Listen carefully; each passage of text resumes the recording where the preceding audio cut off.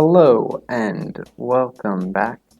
This is Trevor Smithy, and today I'm going to be doing something a bit different, and that is a tips and tricks video on a dance of fire and ice. Now recently I've gotten really into this game. So far I have over 25 hours into it, so I'm not super experienced at it, but I have beat all of the levels and gotten the perfect achievement for all of them as well. Not all of the speed trials though yet. But today, the reason I'm making this video is because I was looking online and there is a very lackluster amount of tips, tricks, tutorials, anything of that matter in a fairly digestible manner. And it's not as important for the first levels, but definitely for the later ones. I had certainly wished that there had been something I could have referenced. The only thing that I could find was the first 6 songs someone had made a sheet music version of, and then had them in a video playing alongside the actual songs, which was helpful. However, for this I'm going to kind of break it down, everything. So I should mention before we get started that this is meant for brand new players, but it will contain tips for all skill levels as well. So if I sound like I'm stating the obvious, then just skip ahead. So when you first get in the game, you'll quickly learn about the mechanic of moving with the beat. That's how you navigate the menus, and that's how you're going to navigate right away. So you can hear the beat kind of going. And the way you move is like this picture says over here to the right. You move left and right on the beat every quarter note. It definitely helps if you understand the basics of music and rhythms, because I'm going to use a lot of music-based terminology.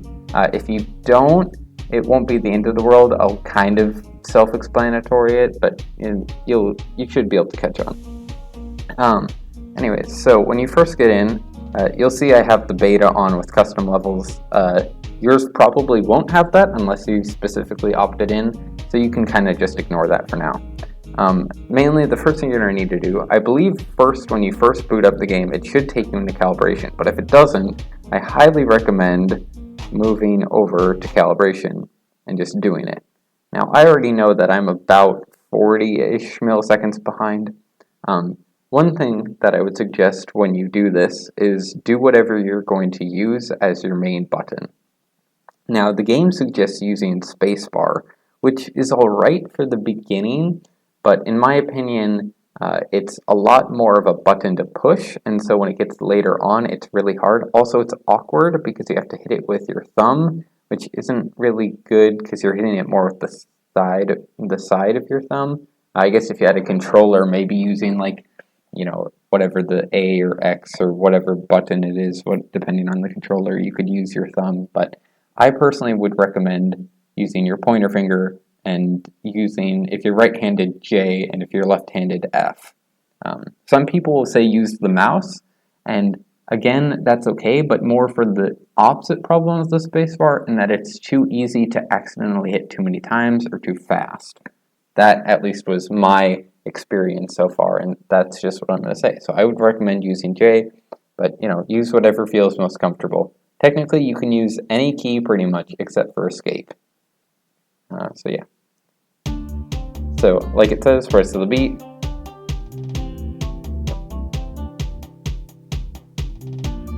And also, no, I'm not very consistent. Also, I think OBS is slightly lagging it.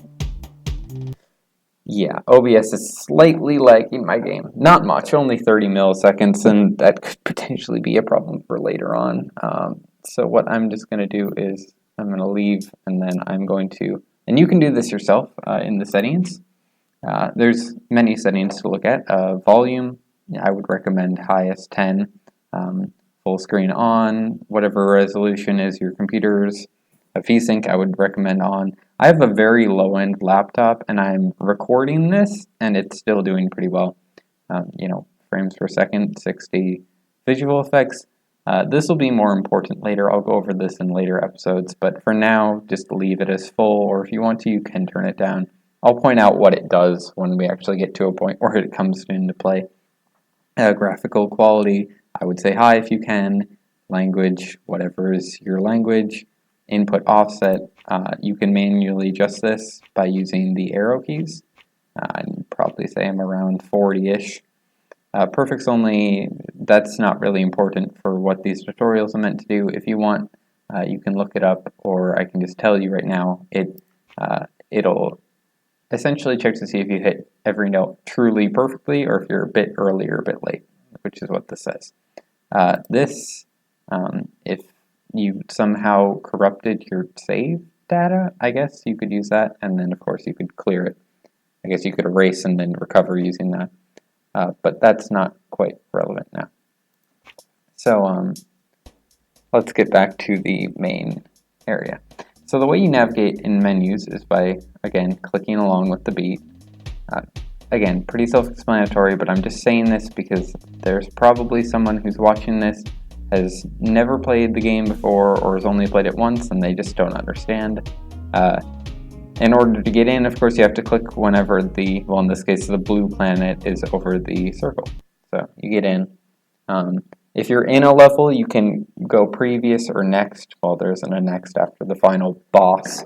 The game calls the final levels boss levels, these ones, where they have the X. I just call them the song, and the previous ones tutorials, but it just calls them all levels. So if I refer to tutorial 1-1, then you know that I am referring to this.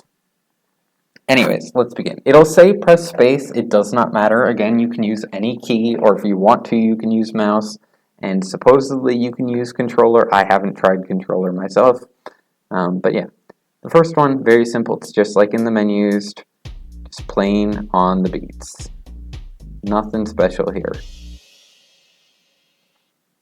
Okay, now 1-2 has this new thing where it has a dotted quarter and then an eighth note, which you saw right there. The way I like to think of it is, well, here, I'll show you in this one because it has another one, is think of an eighth note as sort of an inside turn or a 90 degree. So see how this is short? It's only a 90 degree, whereas a normal beat you have to go 180 degrees, right? You go a whole 180 degrees around. Whereas here you only have to do 90 degrees. So it's more of like an inside turn. And then that is a short note or an eighth note. So this kind of piece says, oh, this is an eighth note. If it's like this, then you're going around, so you have to go from here all the way around to here. And so that's 270 degrees. In musical terms, that would be a dotted quarter note, and so it's longer. So this is the Z and S bend, as the game calls them. Nothing too special about them, but so as you can see, it's short, long, and then just normal quarter notes. Nothing special about that. Moving on, this is just the same stuff as the first few levels, but they put them both together.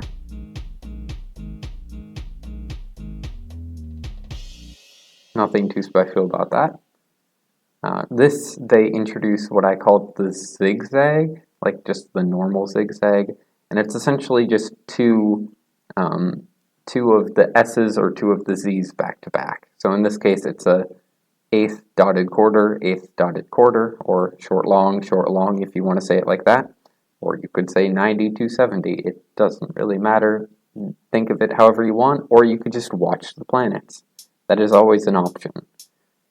And especially if you're panicking, sometimes it's just better not to think about it and just click when it's over. You might not get the best timing, but you'll still get the note. The game is fairly strict, but it is also fairly forgiving. If you're relatively close to the right time, it should count it. And also, I'll show off EPerfect and LPerfect when that happens. This little blue snail here just makes you go slower. In this case, it's half as fast. For most cases, the snail will be half as fast, and then you'll see a red rabbit, which is twice as fast. Yeah, you'll get it. So yeah, this is what the game calls the boss level. I just call it the song. Again, nothing too special about this. You just click along.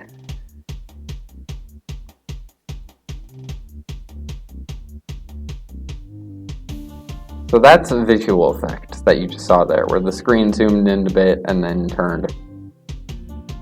And there's another one. If you want to, you can turn this off right away. It shouldn't be that much of a distraction, but especially later on, the very final level, there's one that's really distracting that I had to turn off personally, but you know, it's up to you. It will supposedly reset your level progress, but that only matters if you haven't got to the song yet. Or I guess on 11, World 11, it'll make you start the song over again. So as you saw there, that was a zigzag. That's a slow zigzag, I call. This is a fast zigzag. I don't know. You can call them whatever you want. That's just what I refer to them as. And yes. And then remember, once you've beat the song, you'll always be able to, if you're struggling to beat a song, you can always hit escape and go back to a previous. So one thing that I want to do, it'll kick me out of the level. So as you'll see here, my accuracy, and if you get a perfect award, then you'll see that you also have this, or the yellow lantern. You can see that I have an accuracy of 101.65%. And you might be like, wait, how is that possible for you to be more than 100% accurate?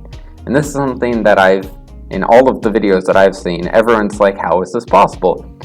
As far as I can tell, it adds, I think 0.1 for every perfect that you get onto your accuracy. So in that case, then, it's possible to get more than 100% just by getting a bunch of perfects. What will also count is early perfects and late perfects, and I'll try my best to show this off. So there's early perfect, or EPerfect as the game shows it, perfect, LPerfect or late perfect, and then late. And if you're too late, then you'll miss the note, and if you're too early, technically you can still get it too early if you click it again. Like if I click too fast here, you see how I got that early and it's still let me continue because I still hit the right note. So you can spam, but if you spam too much, then you'll get overload. So you don't want to do that. So that was a late perfect and then a late. So as you can see, it'll show that I hit over here when I should have hit here. And then as you already saw, an early is when you just hit it too early. So that'll do it for this first episode. The second episode will be on World 2 and probably World 3. It depends on how long it takes to record World 2. I haven't tried recording that yet. So, anyways, thank you all for watching. And as always, wabam!